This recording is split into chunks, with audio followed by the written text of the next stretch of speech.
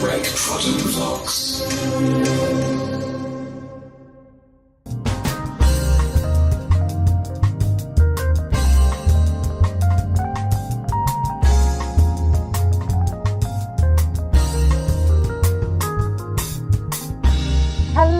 Hello everybody, hello and welcome to the VoiceOver Network presents the VoiceOver Hour. I'm Rachel Naylor and we are joined by a very special guest. Victoria Atkin is an English actor and voice actor who's best known for playing the role of Evie Fry in the video game Assassin's Creed Syndicate, which is the first playable female for the franchise on next generation consoles. And not only did Victoria provide the voice for the character, but she performed the full motion and facial capture as well.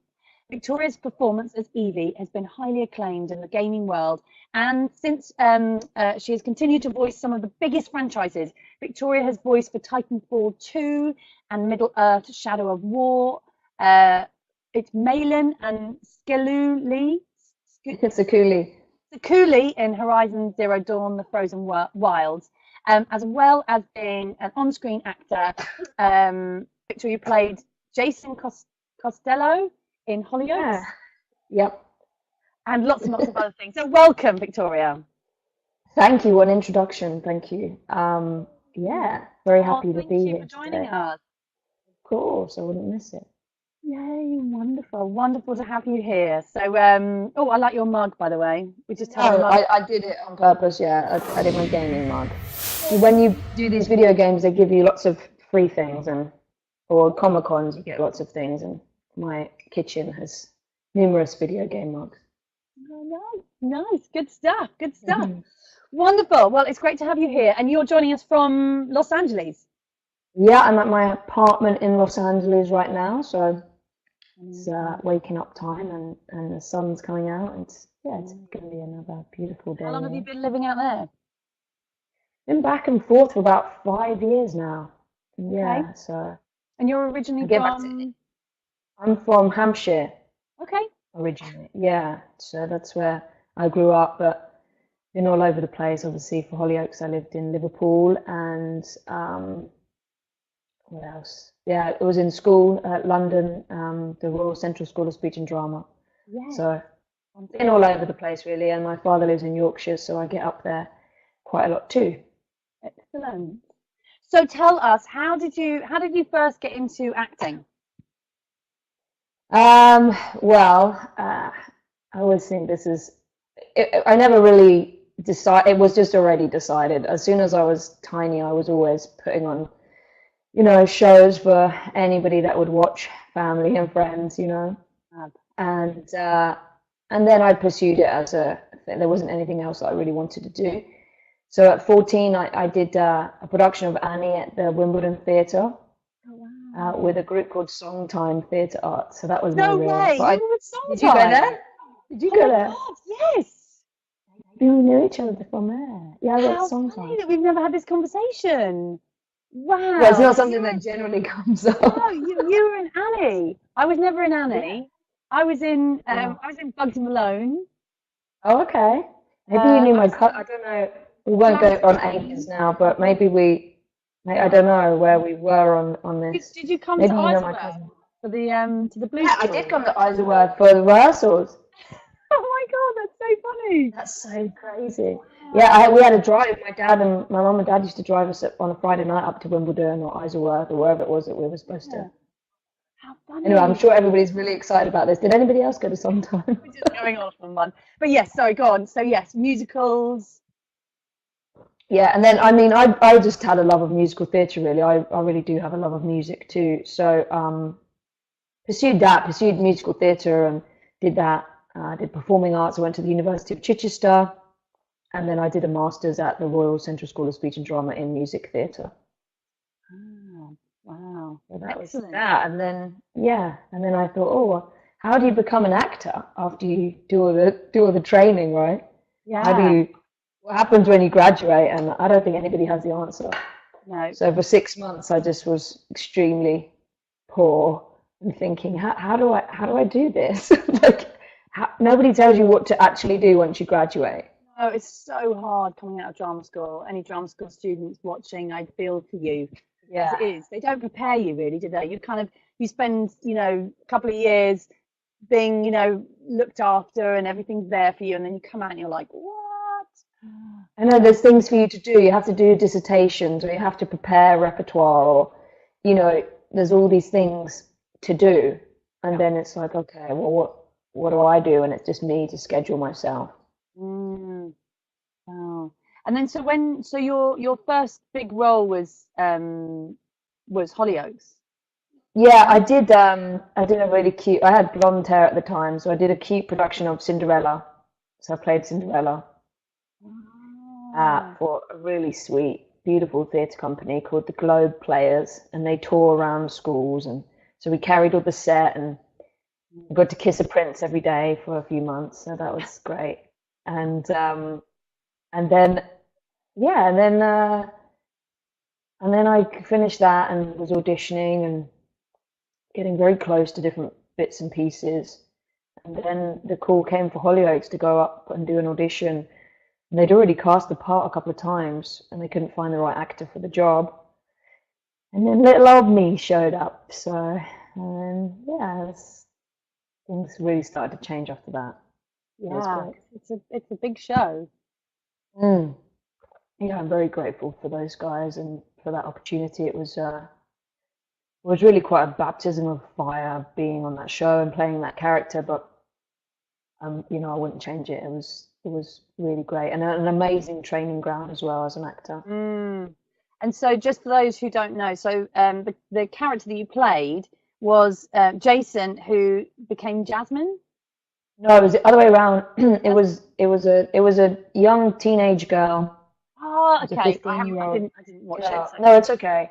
And she was transgendered and she had gender dysphoria. So we okay. explored that, and Wow. I guess it wasn't a she actually. He identified as a he, and yeah, Jason emerged, and we were Amazing. exploring this on the show, which was just great, really, really great. Wow. So as all the other Hollyoaks women were putting on high heels and spandex and glamming up, I was not doing that. I was wearing a boy's wig and boy's clothes, but it was fun. I wouldn't actually have wanted to play any other part. Wow. Fantastic. And then, so tell us about Assassin's Creed, because how did you get that? And I mean, that's a huge video game to get and a I huge know. role to play, and that must have been, yeah, quite incredible. So tell us how you got that and how that worked. How did that work? Well, I I auditioned for this role like I would for any other role. I did a self-tape, um, and I'd never auditioned. Oh, well, no, I had. I'd auditioned for the first time a few weeks prior to this for Destiny, Wow. and got called back and was on a pencil and really thought that that was going to happen. I think it was only actually for the trailer or something to do some motion capture. It would have been a few days work and to do the voice for this trailer. And I didn't get it. And then my manager at the time said, "Oh, will you audition for this?" And I didn't really know. I didn't know what video games were, and I'd really come over to do TV and film, and I didn't, I was just not aware of what was happening in the video game industry. Yeah. So thank goodness she encouraged me to audition for it, and I just did a tape, and they wanted a Victorian Lara Croft. So I had a script that wasn't from the video game, which is quite common for auditions, and I put this on tape and just did this in the garage of the apartment or the house that I was staying at. And On your the iPhone, is Senate, that right? Because I remember you saying on you my auditioned. iPhone, yeah, just on my iPhone, and I didn't even have a reader. This is awful. I don't like, you should always get a reader, but I put my phone in a glass cup as a speaker, recorded the other lines, and just don't do that. But that's what I did, and because it was, I don't know, I didn't think about it that much with it, and I think that was the best thing for it. I didn't overthink it. So I went in and did this, well, and sent it off, and I didn't hear back for months. I didn't hear anything about it, and to the point where my manager said to me, "Oh, remember that video game?" I was like, "I don't know what you're talking about." Had no clue it was for Assassin's Creed, and I didn't know anything about Assassin's Creed at the time, and yeah, so then they called me and they said, "Well, they want you to fly to Quebec City." I said, "Well, I can't. My mum's over for a holiday. Like, I can't go to Quebec right now." She said, "You need to go." So I left my mum for 2 days and flew to Canada. Aww. And she was all right. She was great. And then auditioned, met all the producers, and they were real big fans of my work. And obviously, I didn't realise that mine would. At this point. No, I still didn't know. I had no clue. I'm just going over to Quebec, and which is good. I think it adds pressure when you know what projects it's for, So I was really happy to do that, and it was just nice to, get on a plane and get out of there and just really focus, So I had this meeting and sat with the producers and the director, and my tape had been obviously circling Ubisoft. I didn't realise, but when you do a self-tape, you don't realise how many people see it, and I think you forget, you forget that we do it at home and we think it's never watched, and then, there's a lot of people that are watching it if it's the tape that they like. So yeah, I did that. I had lunch with. You did film audition. You did on camera audition for it, which is for Assassin's Creed, yeah. Oh, okay, yeah. Yeah, it was an on-camera audition. Sorry, yeah, I should have specified that. Yeah, it was an on-camera audition. And I'd never auditioned for voiceover. I didn't have a voiceover agent or anything. This came through theatrical. So, which a lot of motion capture stuff can do. I now have an agent that looks after that stuff mainly too, but I think some theatrical agents get a lot of motion capture. Yeah. So, anyway, yeah, so that happened, and obviously threw me into the world of video games, which I'm so happy to be a part of, and the voiceover world. It was a long time for people saying to me, you need to do something with your voice. It's very unique, and you got to do something. I said, well, I don't know what to do, and I didn't have a voiceover reel. I said, well, I like to sing, so I'll just pursue that. And I didn't really actively pursue that either. I was just like, I'll be an actor, and shied away from it. But yeah, it kind of found me, and since then it's been really great to be part of this industry. Yeah. How did it feel when you got the call that you'd got the role? Well, when I came back from Quebec, I had to audition again for a chemistry read with the guy that plays Jacob Fry. That's Paul Amos. Yeah. So this is quite a fun fact. I had him and, do you remember the guy, James Alexander, that was Martin Fowler in EastEnders? Yes. James was there. So James had got down to the final two for this. I think this is like a nugget. Nobody knows this. Maybe I shouldn't be saying this, but he got down to the final two with Paul. And so I auditioned with him and I auditioned with Paul. And at that point, they'd said that Victoria is our first choice, but they couldn't confirm it until we'd done this chemistry read. And so they flew Paul and James out to meet me. And so funny. I was thinking, chemistry? Like, they're going to get you to do some. Oh no! It's called a chemistry read, but don't tell us what you envision. How good's your chemistry? Let's build some stuff. No, right, yeah. So acting chemistry, of course. Not an actual chemistry lesson. No, I don't think I would have got the job if it was that. I'm not too bad at science, but yeah. So we had to just see who was kind of better as brother or sister banter. Cool. And I think both of them are fantastic actors, and I don't know where the choice came from, but they made the choice with Paul, and it was great, and he's great. So you did that, and then was that when you knew that you got the part? I think the day after that they called and said, "Yep, okay, we've made our decision on the brother part," and this was in October, and okay, we'll send the contracts through, and then that's the bit where you're like, oh, because then you've got another month of negotiating, and until it's all signed, you're like, ugh. But yeah, it got signed, and everything was good, and then I flew out to Toronto in January, and we did this for, I think I was there till July, you know, doing motion capture 9 to 5, and then in the booth for 3 months after that, doing all the game efforts and play through stuff. Yeah. So it was like 8 months. About that, yeah. It was a really big, yeah, full time. It was great. Yeah. Yeah, we had a good time.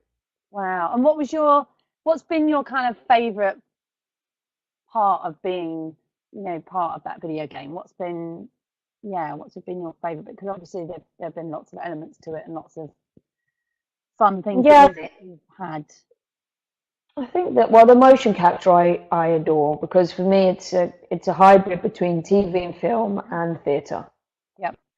So you get to play, you really get to play. You've got this huge open space, and it just reminds me of why I got into this industry and why I love doing what I love doing, is because I think all of us as actors, with children, you know, we have that essence of a child, and we like to play, and we like to create things and imagine, and in that environment you get to do that all day long, and there's no limitations in motion capture.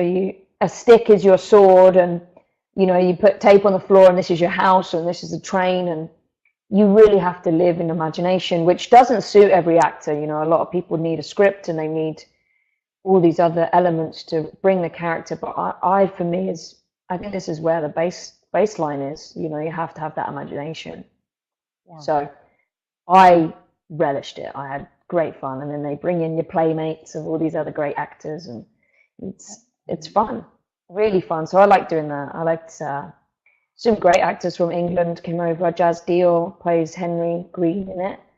He plays the Indian assassin who Evie eventually marries.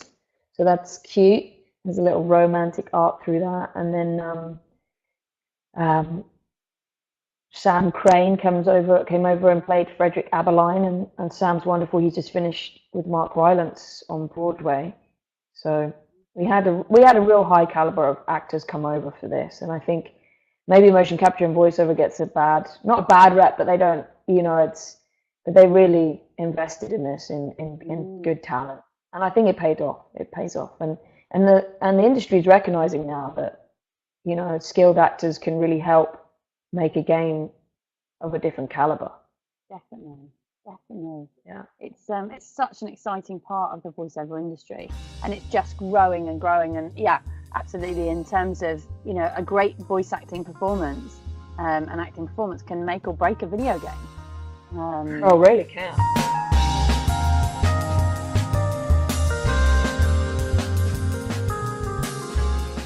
James, question here. I've trained as a mocap. I've trained in mocap, loved it, but I've not converted it into much work. Does Victoria think it's easy to make that jump into mocap from stage and film work other than primary VO work? Do I think I mean, whether or not it's easy, I don't know. I've done Assassin's Creed, and then since then I've done motion capture for Horizon Zero Dawn. It seems that voiceover is still, I mean, probably cheaper to do for video games, you know, rather than get the full motion capture performance. I myself, I'm still trying to increase the amount of motion capture work that I do. So at the moment, I think there is a lot.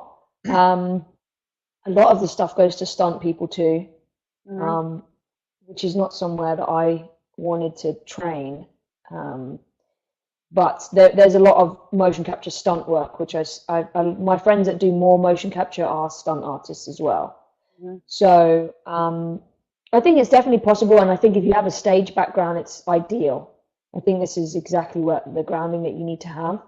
I'm sorry I can't be more helpful with that question, but I think it's increasing. I definitely think that there is more work coming. I think we're in a really exciting time right now, that is increasing. So I would say just keep keep listening, you know, getting your ear to the ground with where the studios are. I know a lot of motion capture comes out of Los Angeles. I've heard more than the UK, but I think it's increasing. Yeah. I met the guys at Imaginarium, that's Andy Serkis's company. They were based out of Ealing Studios. I'm not sure if they're still there, but that's where they were. So I think it's a case of, you know, researching and reaching out to these people. I think, as we know with voiceover, it's kind of a niche and tight-knit community, but once you're in, it's, you know, you start asking people, everybody's very friendly and very helpful, I find. Maybe And James. I would say that, sorry, Roger, networking is absolutely key. So yeah, get out there and do your research. What would you say, Victoria, in terms of where you are at in your career? How sort of significant has networking been? Yeah, I think as long as it's genuine, you know, I think there's a lot of networking that happens. It's not genuine, or, you know, you're going in there to try and get something from someone. I think people intuitively feel that. But if you're genuinely, you know, interested in your career and you're really, you know, that enthusiasm and that passion comes through anyway, and people realize that. I think that's maybe where that's happened for me, you know, and I've really, people have understood, oh my goodness, yes, she's really keen about this, she's trained and she's got the skill, you know, as long as you're going in and you're asking the right questions and it's genuine. I think that's where networking comes in, and you know, make friends, you know, go and make friends. We need friends as well as networking people, and people that understand, you know, when it gets quiet, that that there's other people that are in the same boat, you know. So genuinely make friends, and that's, you know, it's starting to now pay off. You know, friends call me and say, oh, do you want to do this? You know, I came on this because of Sissy, who I made friends with through another friend, you know. Yeah, wonderful Sissy Jones. Yeah, so, you know, it's that helps, and then it's genuine, and you really care about each other, and you want to help each other, and I think that's where we need to be as human people and good people. But networking for sure, definitely do it, but be genuine and care for others and help others. Definitely. And I'm always, I mean, I'm a big believer in networking, but I always say that what you need to do with networking is you need to go and help other people. So what your mission is to go and help other people and connect with other people. And it's not about you selling yourself. It's about you solving other people's problems. And that's where it will come back to you. But meeting people face to face, going to training events, going to workshops, going to voiceover events, video game events is so important, to meet people face to face and make those connections. So yeah, definitely face to face contact is the most important, if you can. But this stuff's great too, you know, just like listening to bits and pieces and learning and taking away what you can learn from things. Yeah. Well, somebody in the chat room wants to know some more about one of the roles you took part in. Kaz Tailby, excuse me, says there's a moment in Crate Escape when Jacob makes Eve and himself flee from Lucy Thorne, and that pursuing Blighter. Is that right? I don't know. And the Blighter. Yeah, she asks, and Evie asks, "What did you do?" And obviously, Kaz doesn't believe there was an answer to that question, so she's asking you, what did Jacob do? Didn't he explode the lab or something? I think that's a sarcastic. Most of my comments to him are sarcastic. Like, what did you, you know? Actually, I think the answer is I don't really want to know what you did, but we need to get out of here. You know, I think that was how I phrased that line. So, what did you do? You know, okay, we need to go. And I will have to. There's a whole mission where Evie does Evie cleanup, where she goes back and sorts out all the messes that Jacob made. So I think she doesn't know what he did. She doesn't really want to know. It's a bit like a parent with a child. I don't know what you did, but I don't want to know either. Let's go. Yeah. What stays on the set stays on the set. Harrison Watson says, I've been acting for 9 years now, but I'm only 17 years old. I trained in the West End for a couple of years. Over the last 3 years, been working on short films, adverts, getting very close to some big auditions, Hollyoaks, feature films. Could you give some advice to him as how to land that bigger role, whether to go to drama school, or just keep going on with what he's doing with his agent? A bit of a long question, one of the longest we've had asked, I think. Well, good question. My advice, well, first of all, congratulations on doing this for so long and for sticking it out and for keep going. I think this is always, this game is like a numbers game. You know, somebody said to me the other day, you know, Victoria, you try and live your life quite, you know, I don't know, peacefully or spiritually or whatever, and but you do this job that's like gambling. And I never thought about it like that before, but it really is like that. You know, you keep going, and then one time you'll hit the big shot. But I think there are some ways that you can help yourself, and it sounds like you're doing everything that you could be doing. And I know that's really annoying. People say this to me all the time. Well, you're doing it. You know, you're doing everything you need to do. You're auditioning. You're doing the short films. You're researching. You're networking. You're going to all these events. I'm a huge believer in the law of attraction. I really am. I don't know if anybody on this knows about The Secret, but you should go out and get this book. And it really is, you know, about defining your life, and not to get all spiritual on people, but it really is about your mindset and what you want in life and what you think that you can create. And I think that gives you a new edge. You know, if you're believing in yourself and you visualize what you want to happen, you know, you become a different mindset. You become in command of where your life's going, rather than other people saying, oh, you need to do this for me, or, you know, you have a direction, you have a plan, you have a goal, you know. So I would say read that book. That would be the next thing, because you're doing everything right. You know, you're doing everything right. Just change the mindset, keep completely confident, and know that you are, and know that it's coming, because you're right. I've never read the book. Amazingly, I'm kind of. I'll have well, to. it's on Netflix too. It's on Netflix too. If you can't be bothered to read, just watch it on Netflix. I think it's like an hour and a half of your time. I'm a big believer in the universe and putting things out there. I think a big thing for a lot of people is actually just letting yourself letting yourself kind of dream big and decide what it is that you want in your life, and then actually writing it down. There's something really powerful in writing it down, like your goals and what you want your life to look like. And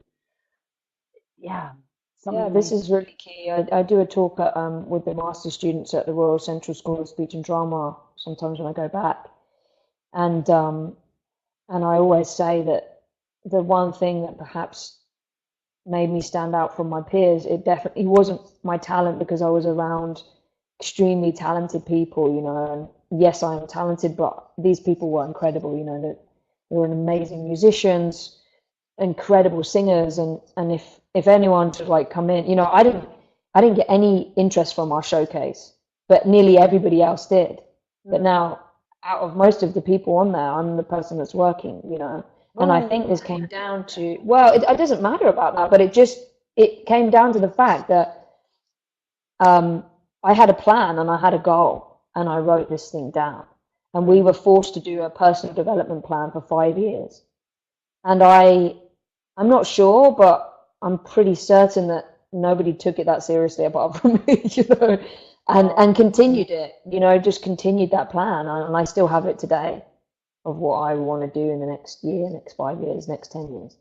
How are you in terms of your plan back then? Have you done lots of things? It's so funny. I realized I did not set very high goals for myself at all. You know, my first plan was just to book some theatre and to be a movement coach. That was it. I didn't have any big goals for myself. And then I look back and wow, okay, I managed to smash them. There was no plan to go to America. I laughed at somebody that said to me about coming over here, you know, and but life will also take you in different directions. So set high goals, set goals that scare you. Yeah. You know, my goals now are frighten me to even think about, but that's good, because it makes me get up every day and work towards them. They should make you feel like butterflies in your stomach and your palms go slightly sweaty. That's what I think. Yeah, Yeah, definitely. That's Let what me gets roll. you up in the morning. Let me roll three. It gets me up in the morning as well. Let me roll three things together here. One about physicality with regard to mocap. Do you have to be confident physically with mocap? How difficult is it to work against a green screen when you're doing mocap? And then there was a question that I just whizzed. It's just shot off my screen, but it was to do with. I think there was a misunderstanding that mocap is sort of a modern day improvisation, but there's a lot of improvisation involved with mocap, as we know. So if you could sort of Yeah. distill those three. Okay, so first of all, you have to remind me of I remember the last bit. So Physicality. I'll The explain what. physicality. Okay, so physicality, I mean, motion capture needs people of all shapes and sizes. So I don't think if the question is about do you need to be athlete, like an Olympic athlete to do this and be in the gym every day, then I would say no. You do need to have a level of cardio if you're doing lead roles. I will tell you that I was exhausted after doing 8 hours of that day. And I am physically fit, you know, and I've run half marathons and done those things. But we also have people that came in of different shapes and sizes that were only doing 1 or 2 days. So when it comes to that, you know, it's not really about that. It's still about bringing the character to life. And I think what I did in Assassin's Creed was very rare. With Horizon Zero Dawn, I wasn't in as much. I think I did like a week's worth of motion capture on and off. And Ashley Birchwood plays Aloy in that game. She was doing everything. So you don't need to be physically fit, but you know it doesn't help. It doesn't not help. If you can keep your fitness up, then this will help with you. Especially if you want to be. I know a lot of the guys are going for kind of Call of Duty or that kind of stuff. You know, you're going to be playing in video games. You're playing people that are walking for miles or running or shooting. You know, so think about that and prep your character as you would if that was a TV or film character. You know, you wouldn't not be physically fit for that. Motion capture, just to explain really what it is, because I know I keep saying mocap, which is bad. I'm abbreviating. It's not improvisation, actually. You normally get a script, but it's called a vault, and it looks like a padded, you know, the old-fashioned school gyms. You know, if you took all the equipment out of it, it's just the size of one of those or a basketball court, maybe smaller. And it's just padded all the way around, and you've got cameras 360 degrees around that pick up infrared dots. I'll post a picture later of the dots and stuff on my face on my Twitter or something. But you get dots, it looks like you've got sort of black leprosy or something in your face. And then you have a camera here and a helmet and a kind of catsuit, which also has these little balls or dots on that too. So with that, the LED lights pick up that, and it makes the movement of your hands, your feet, your body, and it writes it to the animation of the computer.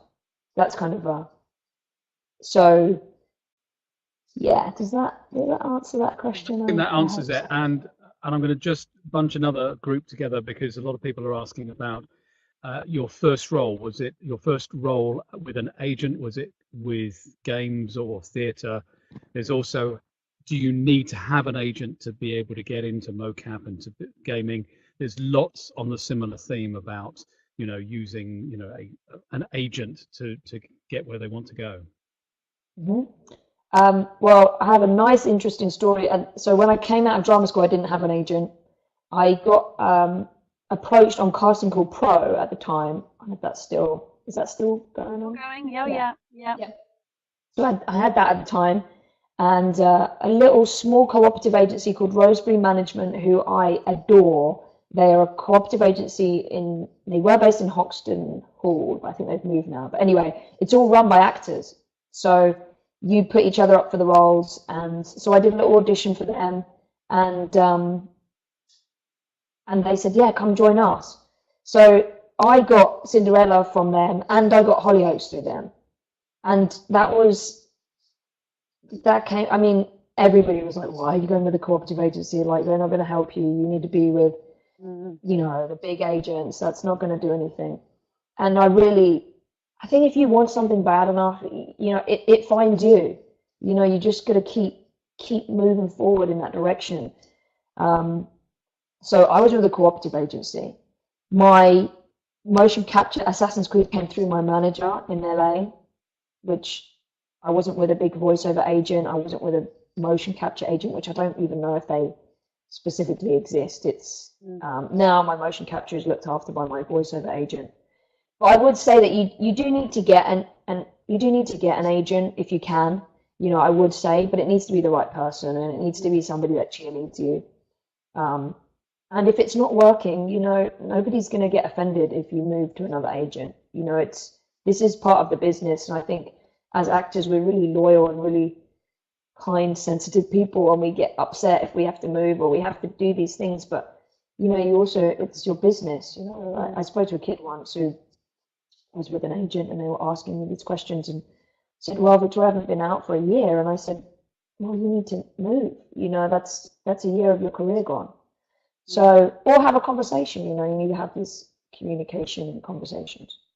So, I would say if you're at a level where you can approach agents and you have a voiceover reel, have some skills, then approach them. You know, what's the worst thing that can happen? People say no, or they don't get back to you. Well, at least you tried, you know.